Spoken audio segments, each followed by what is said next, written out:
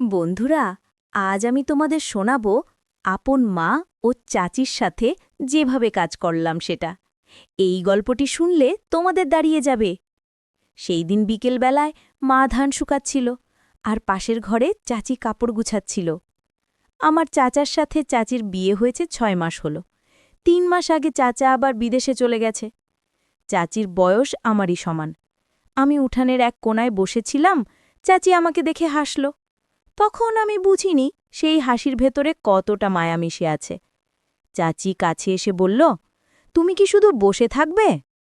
আমি বললাম, কাজ শেষ হলে হাঁটতে যাব। চাচি বলল, হাঁটতে?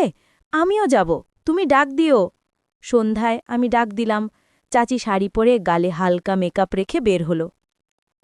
গোটা গ্রামে তখন কুয়াশা নামল। আমরা দুজন পাশাপাশি হাঁটছিলাম। মাঝে মাঝে হাত ছুঁয়ে যাচ্ছিল। আমি ইচ্ছে করেই হাতটা সরাচ্ছিলাম না। চাচিও কিছু বলছিল না। পথে একটা বড় বটগাছের নিচে দাঁড়ালাম। হাওয়ায় চুল উঠছিল। চাচিও আমার দিকে তাকিয়ে হাসল। বলল, তুমি কি জানো স্বামী বিদেশে থাকা একজন মেয়ের জন্য কত কষ্টের? আমি বললাম, জানি না, তবে তোমার চেহারায় কষ্টের ছাপ দেখছি। চাচি মাথা নিচু করল। আমি হাত বাড়িয়ে ওর চিবুকটা তুললাম। চোখে চোখে এক অদ্ভুত শিহরণ লাগল। ও হঠাৎ আমার গায়ে মাথা রেখে দাঁড়িয়ে থাকল। আমি প্রথমে চমকে গেলাম, কিন্তু পরে হাত রাখলাম ওর কাঁধে। মনে হচ্ছিল এই মুহূর্তটা যেন থেমে যায়। চার পাশে শুধু হাওয়ার শব্দ আর আমাদের নীরবতা। তারপর চাচি মাথা তুলল। চোখে কিছু একটা জমেছিল। আমি ফিসফিস করে বললাম, তোমার চোখে কষ্ট আছে। ও বলল, তুমি কি সেই কষ্ট ভাগ করে নেবে? আমি কিছু না বলে শুধু মাথা নাড়লাম। চাচি হালকা করে আমাকে জড়িয়ে ধরল। আমরা সেদিন অনেকটা পথ একসাথে হাঁটলাম। পথে এক জায়গায় পুকুরের ঘাটে বসেছিলাম। চাঁদের আলো, পানির ঢেউ ঝিলমিল করছিল। ও বলল, এই আলোতে সব কিছুই সুন্দর লাগে। আমি বললাম, তোমাকেও চাচি খুব সুন্দর লাগে। চাচি হেসে মাথা নিচু করল, তারপর হঠাৎ করে আমার দিকে ঝুঁকে এসে গালে ঠোঁট ছুঁয়ে দিল। আমি কিছু বলার আগেই চাচি উঠে দাঁড়াল। বলল, চলো বাড়ি যাই, নইলে তোমার মা ডাকবে। ফিরতি পথে আমরা কিছুই বলিনি, কিন্তু দুজনেই জানতাম আজ থেকে সবকিছু বদলে যাবে। বাড়ি ফিরে আমি বিছানায় শুয়ে থাকলাম। চোখের সামনে শুধু চাচির সেই হাসি আর স্পর্শ ঘুরছিল।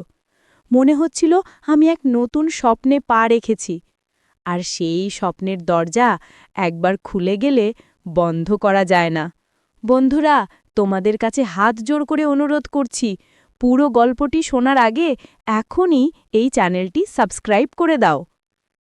সেই দিন রাতের পর থেকে আমার মন অদ্ভুতভাবে অস্থির হয়ে গেল।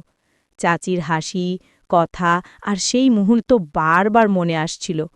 ঘুম ভাঙার আগেই মনে হচ্ছিল আবার যেন ওর সাথে দেখা হয়। কিন্তু সকালে উঠেই দেখি চাচি উঠানে কাপড় মেলছিল। রোদে গায়ে শাড়ির আঁচল উঠছিল। চুলের কিছু অংশ কপালে এসে পড়েছিল।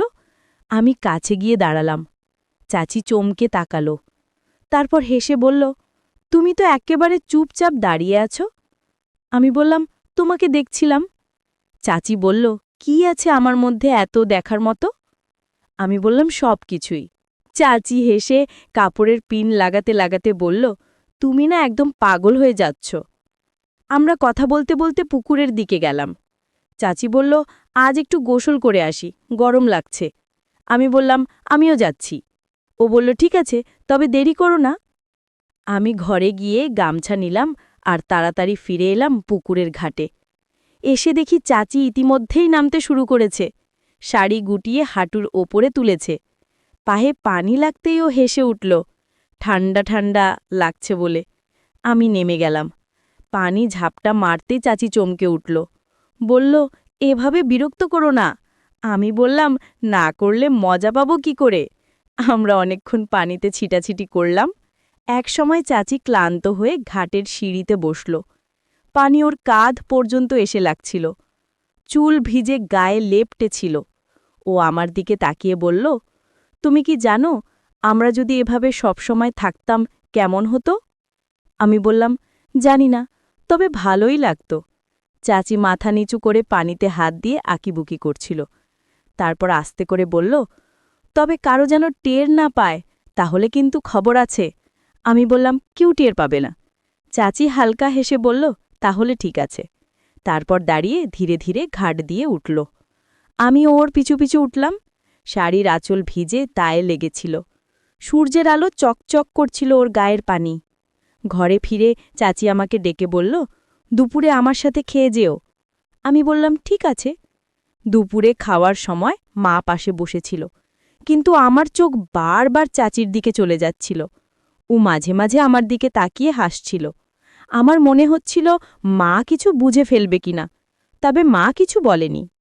খাওয়া শেষে সবাই বিশ্রাম নিতে গেল। আমি উঠোনে বসেছিলাম। চাচি ঘর থেকে ডাক দিল, এসে আমার সাথে একটু কথা বলো। আমি ওর ঘরে ঢুকতেই ও দরজা ভেজিয়ে দিল। বলল, আজ সারাদিন তোমার কথা মাথা থেকে সরছে না। আমি বললাম, আমারও একই। সেই দিন ঝাতর বেলায় আমি চাচির ঘরে গিয়েছিলাম। সব কিছু নীরব ছিল। আমরা দুজনেই একে অপরের দিকে তাকিয়ে কিছু বলছিলাম না। হঠাৎ চাচি আমার দিকে ঝুঁকে এসে হাত ধরল। আমরা দুজনেই মৃদু হাসছিলাম। এক মুহূর্তের জন্য সময় যেন থেমে গেছে। ঠিক তখনই হঠাৎ বাইরে থেকে মা চাচির ঘরে ঢুকে। আমরা দুজনেই চমকে উঠে আলাদা হয়ে গেলাম। মা তখনই বুঝতে পারল কি ঘটছে। মায়ের চোখে রাগ আর দুঃখ মিশেছিল। মা বলল, তুমি কি ভাবছ আমি কিছু বুঝি না? আমার কণ্ঠ কঠিন হয়ে গেল। চাচি লজ্জায় মাথা নিচু করল। আমি কিছু বলতে পারছিলাম না। মা আমাদের সামনে এসে দাঁড়াল। হঠাৎ করে চেঁচাতে লাগল, এইভাবে ছেলেকে কোনো মেয়ের সাথে দেখার পরে? মা বলল, এখন থেকে তোমরা দুজনের আচরণ আমার সামনে ঠিক থাকবে না। আমি কাঁপতে কাঁপতে বললাম, মা, আমি ক্ষমা চাইছি। মা কিছুক্ষণ চুপ করে থাকল।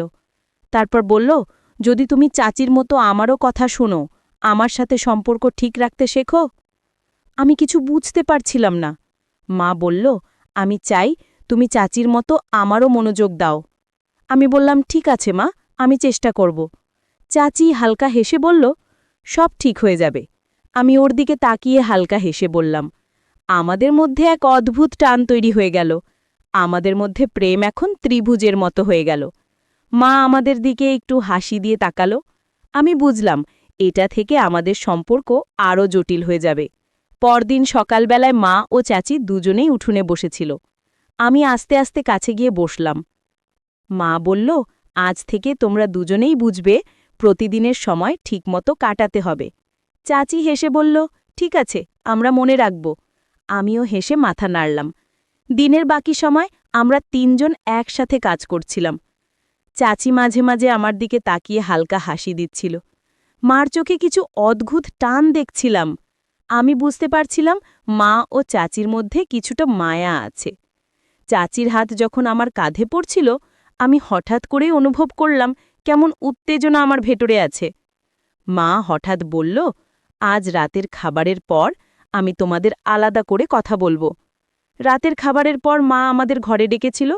ও বলল, আমি চাই তুমি চাচির মতো আমারও কথা বুঝো। আমি কিছু বলতে পারলাম না। চাচি মাথা নাড়া দিয়ে সম্মতি জানালো। মা বলল, যে শর্তে তুমি চাচির সাথে প্রেম করো, আমি চাই সেই শর্তে আমার মনও ভালো থাকুক। আমি কাঁপতে কাঁপতে বললাম, ঠিক আছে মা, আমি চেষ্টা করব। চাচি হালকা হেসে আমার দিকে তাকালো। আমরা দুজনেই চুপচাপ বসে থাকলাম। মা কিছুক্ষণ চুপ থাকল। পরে বলল, আজ থেকে আমাদের তিনজনের সম্পর্ক এমন হবে যাতে একে অপরের অনুভূতি বোঝা যায়। আমি বললাম, ঠিক আছে মা। চাচি হেসে বলল, সব ঠিক হয়ে যাবে। রাত গভীর হয়ে আসছিল। আমি বিছানায় শুয়ে চোখ বন্ধ করে ভাবছিলাম। আমার মনে হচ্ছিল আমাদের মধ্যে এক অদ্ভুত টান তৈরি হয়েছে। চাচি ও মায়ের দুজনের মায়া, হাসি আর ভালোবাসা আমাকে ভেতর থেকে কেঁপে তুলছে। আমি জানতাম এই সম্পর্ক আর আগের মতো থাকবে না। আমাদের ত্রিভুজ প্রেমের শুরু হলো। বন্ধুরা, আজকে ছেলের গল্পের প্রথম পর্ব। দ্বিতীয় পর্বেই আসল আকর্ষণ। তাই দ্বিতীয় পর্ব দেখার আগেই এখনই এই চ্যানেলটি সাবস্ক্রাইব করে দাও আর বেল আইকনটি বাজিয়ে দাও।